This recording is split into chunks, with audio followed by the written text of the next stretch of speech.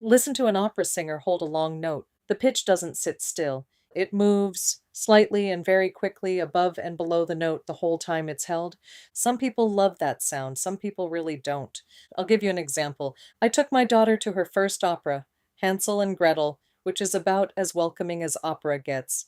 She couldn't stand the vibrato, and that was enough to put her off opera for years. So if you've heard it and thought, no, thank you, I understand completely. I've watched it happen from the next seat.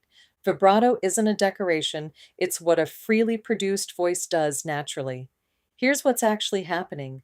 When a singer's throat, breath, and body are working without tension, the pitch oscillates very slightly and very fast, roughly 5 to 7 times a second, a small fraction of a tone above and below the note.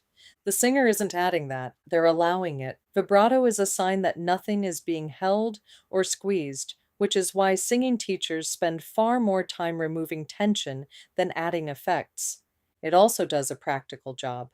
A voice with vibrato carries. That shimmer helps it cut through 80 players with no microphone and reach the back of a house holding 2,000 people. A straight tone is lovely in a small room and disappears in a large one. So the wobble is partly a survival mechanism. Now, a distinction worth knowing, because it explains why sometimes it genuinely does sound wrong. Good vibrato is fast and narrow. You hear it as warmth, as color, rather than as movement.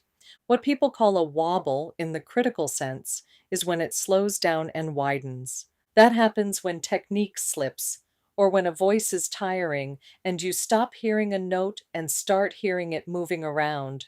That's a fault. And once you know the difference, you'll hear it immediately. Taste has changed too. Listen to a recording from 1910, and the vibrato is noticeably faster and narrower than what we're used to now.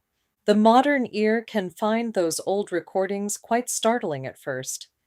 Neither is right. It's fashion the way everything is fashion. There's also a whole tradition where less vibrato is the point.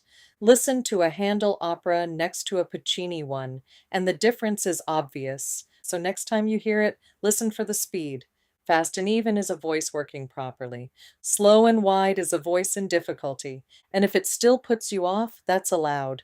It put my daughter off for years. She came back to it eventually, because once you know what that sound actually is, it changes. It's not an affectation.